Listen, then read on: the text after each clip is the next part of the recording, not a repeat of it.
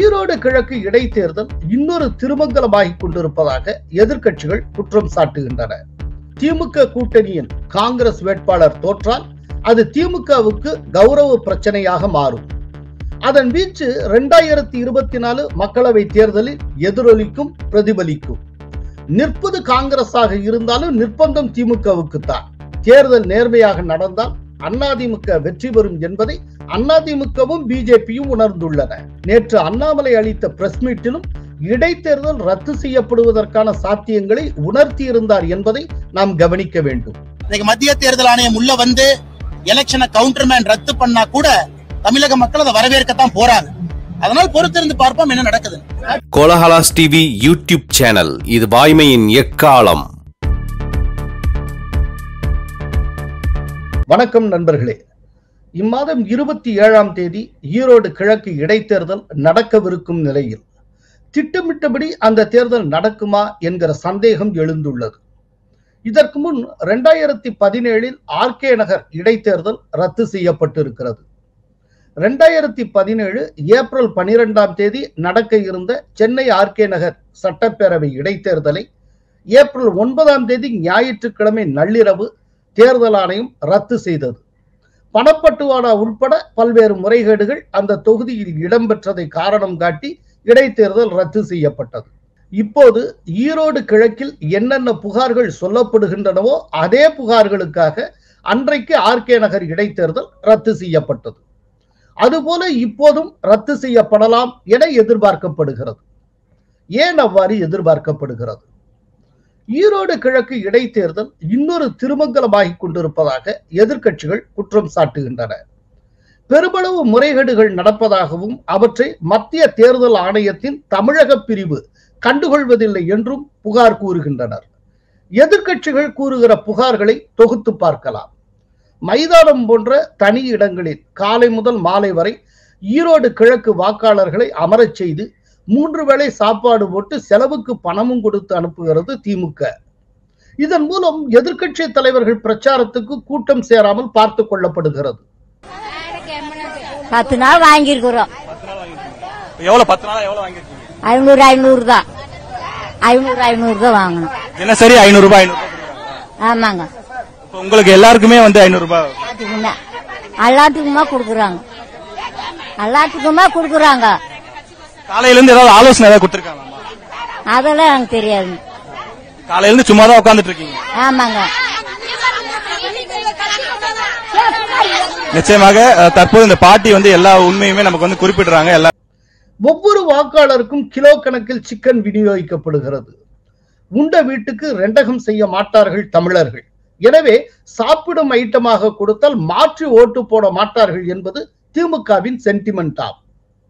இது தவிர குக்கர் மற்றும் பல்வேறு பரிசு பொருட்கள் விநியோகிக்கப்படுகின்றன. நாங்க எங்க கொழுந்தனாரோட நாங்க 2 பேர் வாங்கினோம். வீடு போயிருக்காங்க. உங்களுக்கு எத்தனை கொடுத்துன்னு 84ங்களாமா? 84ங்களா? ஓட்டுக்கா ஒரு வீட்டுக்குங்களா? ஓட்டுக்கு தானுங்க. ஒரு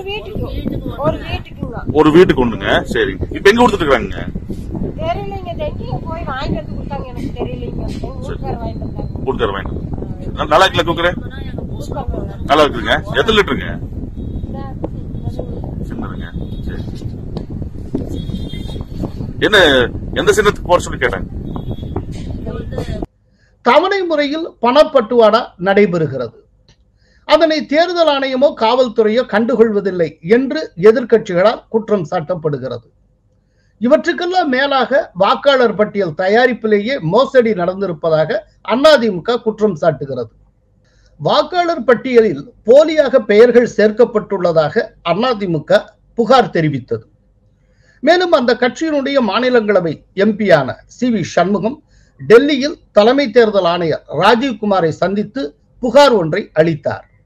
அதில் ஈரோடு கிழக்கு தொகுதி வாக்காளர் பட்டியலில் முறைகேடுகள் நடந்துள்ளன. வாக்காளர் பட்டியலில் உள்ள பெயர்களில் 40,000 பேர் ஈரோடு கிழக்கு தொகுதியில் வசிக்கவே இல்லை. மேலும் சுமார் 8,000 பேரின் பெயர்கள் 2 முறை இடம்பெற்றுள்ளன. இது பற்றி விசாரித்து நடவடிக்கை எடுக்க வேண்டும் என அந்த புகாரில் கூறப்பட்டிருந்தது. எங்களுடைய அனைத்து இந்திய அண்ணா திராவிட முன்னேற்ற கழகத்தினுடைய நிர்வாகிகள் வீடு வீடாக சென்று கொடுத்த வாக்காளர் பட்டியலை சரிபார்க்கப்பட்டதிலே மிகப்பெரிய மோசடி நடைபெற்றிருக்கிறது. மிகப்பெரிய முறைகேடுகள் அந்த வாக்காளர் பட்டியலிலே இருப்பதை கண்டுபிடிக்கப்பட்டிருக்கிறது. குறிப்பாக மொத்தம் இருக்கிற வாக்காளர் பட்டியலிலே 4 ஒரு பகுதி வாக்காளர்கள் அந்த தொகுதியிலே இல்லை. வாக்காளர் பட்டியலிலே இடம்பெற்றிருக்கின்ற அந்த வாக்காளர்கள் அந்த தொகுதியிலே சொல்லப்பட்டிருக்கிற அந்த குடியிருப்பு எண்ணிலே குடியிருக்கவில்லை. 4 ஒரு பகுதி என்றால் கிட்டத்தட்ட 45,000 50,000 வாக்காளர்கள் அந்த தொகுதியிலே தற்போது இல்லை. அந்த புகார் தொடர்பாக மத்திய தேர்தல் ஆணையம் தமிழ்நாடு தலைமை தேர்தல் அதிகாரி சத்யபிரதா சாகுவுக்கு கடிதம் அனுப்பியது. அதில் வாக்காளர் பட்டியல் முறைகேடு தொடர்பாக விசாரணை நடத்தி விரிவான அறிக்கையை தாக்கல் செய்யுமாறு கூறப்பட்டிருந்தது. இதைத் தொடர்ந்து ஈரோடு மாவட்ட தேர்தல் அதிகாரியும் ஈரோடு கலெக்டருமான கிருஷ்ணன் உன்னி ஆய்வு மேற்கொண்டு தலைமை தேர்தல் அதிகாரி சத்யபிரதா சாகுவிடம் உரிய தகவல்களை அளிப்பார். அதன் அடிப்படையில் தலைமை தேர்தல் அதிகாரி சத்யபிரதா சாகு மத்திய தேர்தல் ஆணையத்துக்கு அறிக்கை அளிக்க இருக்கிறார். இந்நிலையில் ஈரோடு கிழக்கு தொகுதி இடைத்தேர்தலை நேர்மையாகவும் நியாயமாகவும் நடத்த தேர்தல் ஆணையத்துக்கு உத்தரவிடக் கோரி சி.வி. சண்முகம் தொடர்ந்திருந்த வழக்கு கடந்த 16ஆம் தேதி சென்னை உயர்நீதிமன்றத்தில் பொறுப்பு தலைமை நீதிபதி ராஜா மற்றும் நீதிபதி பரத சக்கரவர்த்தி ஆகியோர் அமர்வு முன்பு விசாரணைக்கு வந்தது. இந்த வழக்கை விசாரித்த உயர்நீதிமன்றம் அறிக்கை தாக்கல் செய்யுமாறு தேர்தல் ஆணையத்துக்கு உத்தரவிட்டு வழக்கை 20ஆம் தேதிக்கு ஒத்திவைத்தது. இந்த வழக்கு மீண்டும் 20ஆம் தேதி விசாரணைக்கு வந்தது. அப்போது தேர்தல் ஆணையம் தரப்பில் கூடுதல் தலைமை தேர்தல் அதிகாரி ஆனி ஜோசப் ஆஜராகி அறிக்கை ஒன்றை தாக்கல் செய்தார். அதில் தேர்தல் நடைமுறைகள் துவங்கிய பின் அதில் தலையிடும் நோக்கத்தில் இந்த வழக்கு தாக்கல் செய்யப்பட்டிருக்கிறது. எனவே இந்த வழக்கு விசாரணைக்கு உகந்ததல்ல என்று குறிப்பிடப்பட்டிருந்தது. யூகங்களின் அடிப்படையில் தாக்கல் செய்யப்பட்டுள்ள இந்த வழக்கை தள்ளுபடி செய்ய வேண்டும். தேர்தலில் முறைகேடுகள் நடக்கும் என்று மனுதாரர் அச்சம் தெரிவிக்க எந்த காரணங்களும் இல்லை. தொகுதியில் வசிக்காதவர்களின் பெயர்கள் வாக்காளர் பட்டியலில் இடம்பெற்றுள்ளதாக கூறியுள்ள குற்றச்சாட்டுக்கு எந்த அடிப்படை ஆதாரமும் இல்லை. முறைகேடுகளை தடுக்க தேவையான நடவடிக்கைகள் எடுக்கப்பட்டுள்ளன. இறந்தவர்கள் மற்றும் தொகுதியில் வசிக்காதவர்களின் பெயர்கள் அந்த பட்டியல் தேர்தல் அலுவலரிடம் வழங்கப்பட்டு அதை சரிபார்த்த பின்பே வாக்காளர்கள் வாக்களிக்க அனுமதிக்கப்படுவார்கள். இறந்தவர்கள் மற்றும் தொகுதியில் இல்லாதவர்கள் பட்டியல் மிக ரகசியமானது. அதை வெளியிட்டால் ஆள்மாறாட்டம் செய்ய வாய்ப்பு ஏற்பட்டுவிடும். பூத் ஸ்லிப்புகளை கூட கட்சி ஏஜென்ட்டுகள் விநியோகிக்க நாங்கள் அனுமதிக்கவில்லை. தேர்தல் அலுவலர்கள் மூலம் மட்டுமே அது விநியோகிக்கப்பட்டு வருகிறது. பணப்பட்டுவாடாவை தடுக்க 12 பறக்கும் படைகள் அமைக்கப்பட்டுள்ளன. தொகுதியில் உள்ள 238 வாக்குச்சாவடிகளிலும் கண்காணிப்பு கேமரா வெப்காஸ்டிங்க்கு ஏற்பாடு செய்யப்பட்டுள்ளன. எந்த புகாருக்கும் இடம் தராத வகையில் எல்லா நடவடிக்கைகளும் எடுக்கப்பட்டுள்ளன. தொகுதியில் 409 சிஆர்பிஎஃப் வீரர்கள் பணியமர்த்தப்பட்டுள்ளனர். பதற்றம் நிறைந்த 34 வாக்குச்சாவடிகளில் கூடுதல் பாதுகாப்பு போடப்பட்டுள்ளது என்று ஆனி ஜோசப் அறிக்கையில் கூறப்பட்டிருந்தது. வழக்கை விசாரித்த நீதிபதிகள் தேர்தல் ஆணையத்தின் தமிழ்நாடு பிரிவு அறிக்கையை ஏற்று முன்னாள் அமைச்சர் சி.வி. சண்முகம் தொடர்ந்த வழக்கை முடித்து வைத்தனர். எனவே அதிமுக புகாருக்கு நீதிமன்றத்தின் மூலம் எந்த பரிகாரமும் கிடைக்கவில்லை. இந்நிலையில் பிப்ரவரி 14ஆம் தேதி ஈரோடு கிழக்கு இடைத்தேர்தல் தொடர்பாக தமிழ்நாடு பாரதிய ஜனதா கட்சி தலைவர் அண்ணாமலை தலைமை தேர்தல் ஆணையத்துக்கு கடிதம் ஒன்றை எழுதியுள்ளார். அந்த கடிதத்தில் ஈரோடு கிழக்கு சட்டப்பேரவை உறுப்பினரின் மறைவை அடுத்து இந்த தொகுதிக்கான இடைத்தேர்தல் தேதியை தேர்தல் ஆணையம் அறிவித்தது. கடந்த 22 மாதங்களாக திமுக ஆட்சியில் இருந்தும் எந்த வளர்ச்சி பணிகளும் நடைபெறவில்லை. எனவே இந்த இடைத்தேர்தலில் வெற்றி பெற திமுக பணத்தின் மீதே நம்பிக்கை வைத்துள்ளது. திமுக அமைச்சர் KN நேரு மற்றும் திமுக கூட்டணியின் காங்கிரஸ் வேட்பாளர் EVKS இளங்கோவன் ஆகியோர் வாக்குக்கு பணம் விநியோகிக்கும் முறைகள், விநியோக மையங்கள் மற்றும் பணம் விநியோகம் செய்வதற்கான காலக்கெடு குறித்து விவாதித்த ஆடியோவை 2023 ஜனவரி 29ஆம் தேதி வெளியிட்டோம்.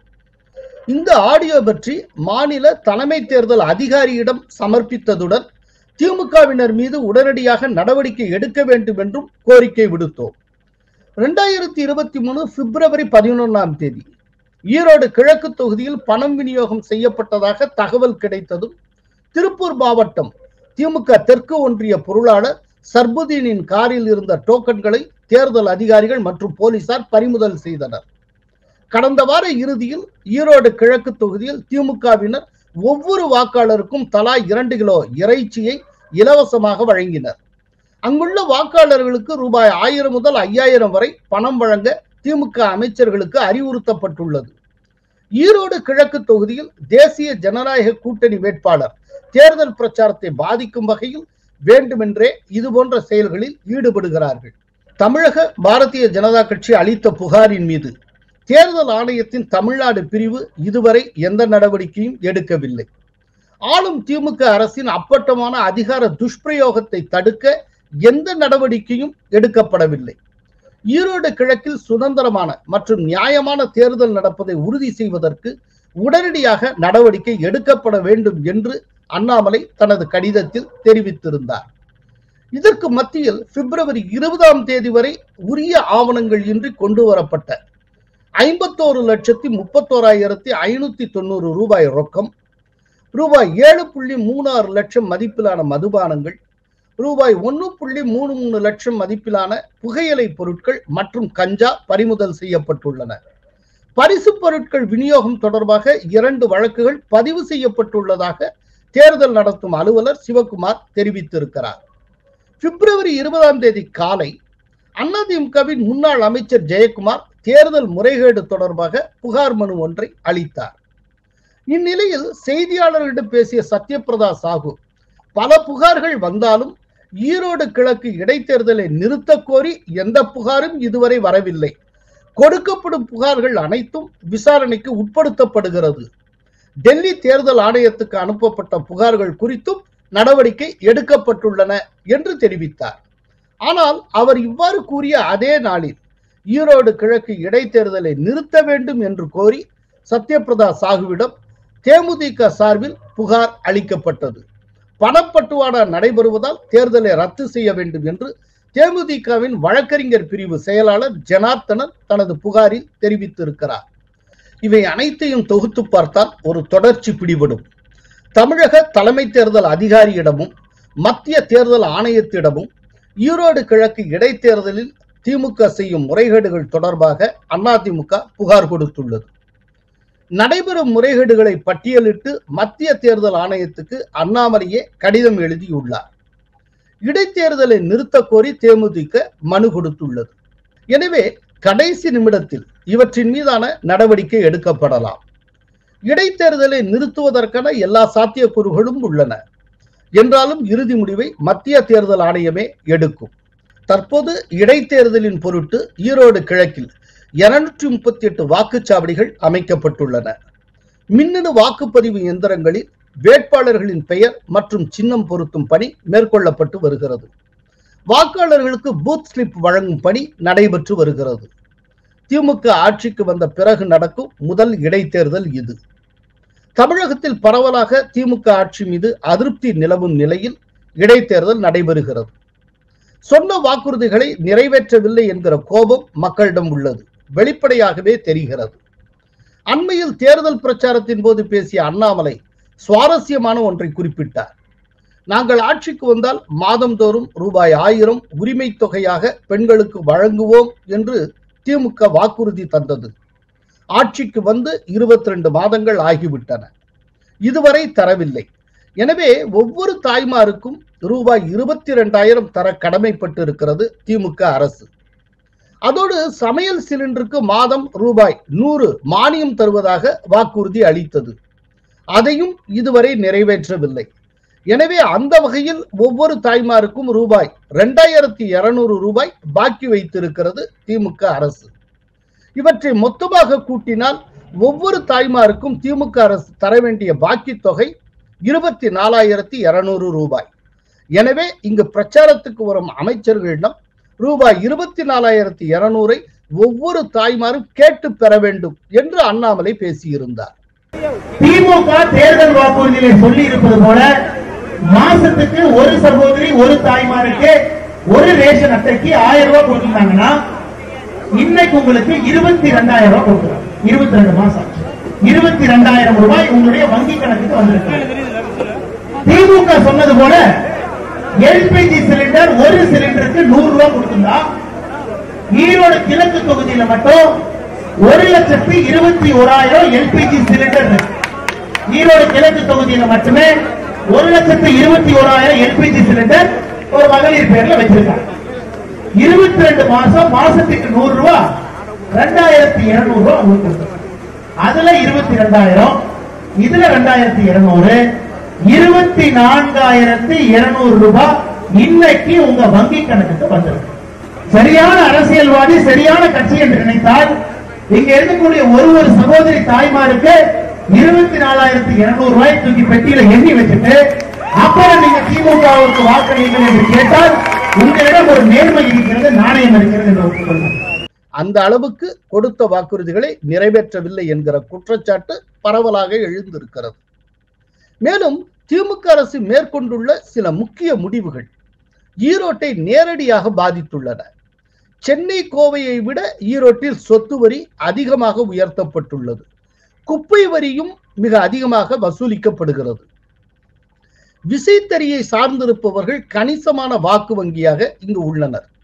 ஈரோடு கிழக்கு தொகுதியில் மட்டும் 18,000 விசைத்தறிகள் இயங்குகின்றன. விசைத்தறியை நம்பி மட்டும் சுமார் 5,000 குடும்பங்கள் உள்ளன. 20,000 பேர் நேரடியாக இதை சார்ந்துள்ளனர். விசைத்தறி மட்டுமில்லாமல் டையிங், ப்ராசஸிங், சில்லறை வணிகம் என பல பிரிவுகள் உள்ளன. இவை அனைத்தும் திமுக அரசின் மின்கட்டண உயர்வால் பாதிக்கப்பட்டுள்ளன. மின்கட்டண உயர்வுக்கு பிறகு விசைத்தறியாளர்கள் மின்கட்டணமே செலுத்தவில்லை என்பது குறிப்பிடத்தக்கது. இப்படி அடுக்கடுக்காக அதிருப்தி நிலவுகிறது. இந்த நிலையில் திமுக கூட்டணியின் காங்கிரஸ் வேட்பாளர் தோற்றால் அது திமுகவுக்கு கௌரவ பிரச்சனையாக மாறும். அதன் வீச்சு 2024 மக்களவை தேர்தலில் எதிரொலிக்கும், பிரதிபலிக்கும். நிற்பது காங்கிரஸாக இருந்தாலும் நிர்பந்தம் திமுகவுக்கு தான். 2024 தேர்தல் வரை நெகட்டிவாக எதுவும் நடந்துவிடக் கூடாது என்று திமுக தலைமை விரும்புகிறது. அதனால்தான் இந்த இடைத்தேர்தலில் வெற்றி பெற்றே ஆக வேண்டும் என்கிற கட்டாயம் திமுகவுக்கு ஏற்பட்டுள்ளது. எனவேதான் கங்கணம் கட்டிக்கொண்டு காங்கிரஸ் வேட்பாளருக்காக 12 அமைச்சர்களையும் 19 மாவட்ட செயலர்களையும் களமிறக்கி இருக்கிறது திமுக தலைமை. அதே நேரம் தேர்தல் நேர்மையாக நடந்தால் அதிமுக வெற்றி பெறும் என்பதை அதிமுகவும் பிஜேபியும் உணர்ந்துள்ளன.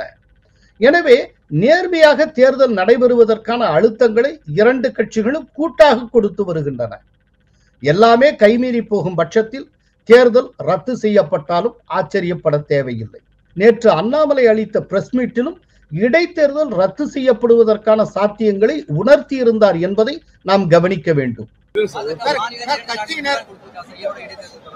அண்ணே, நாம எழுதியிருக்கோம், நான் கடிதம் எழுதியிருக்கேன், அதை பத்திரிகைக்கு ரிலீஸ் பண்ணியிருக்கோம். 4 நாட்களுக்கு முன்பு மத்திய தேர்தல் ஆணையக்கு எழுதியிருக்கோம். ஏதாவது மாநில தேர்தல் ஆணையம் தன்னுடைய பணியை செய்யவில்லை, இதெல்லாம் நடக்குதுன்னு. அதனால் நாங்களும் பொறுத்து கொண்டிருக்கின்றோம். எக்ஸ்ட்ராடினரி மெஷர்ல தான் மத்திய தேர்தல் ஆணையம் வரும். அது வந்துச்சுன்னா உடனே முதலமைச்சர் சொல்லுவாரு, ஐயோ அவங்க வந்துட்டாங்க, இவங்க வந்துட்டாங்க, மாநிலத்தினுடைய சுயாட்சி போச்சுன்னு கதையெல்லாம் ஆரம்பிப்பார். ஆனா நீங்களும் பார்த்து கொண்டிருக்கின்றீர்கள், இன்னைக்கு நிலைமை மிக மோசமா இருக்கு. இன்னைக்கு மத்திய தேர்தல் ஆணையம் உள்ள வந்து எலெக்ஷனை கவுண்டர்மேன் ரத்து பண்ணா கூட தமிழக மக்கள் அதை வரவேற்கத்தான் போறாங்க. அதனால் பொறுத்திருந்து பார்ப்போம் என்ன நடக்குது. எனவே கடைசி நிமிடத்தில் எதுவும் நடக்கலாம். நன்றி, வணக்கம். கோலஹலாஸ் டிவி யூடியூப் சேனல், இது வாய்மையின் எக்காலம்.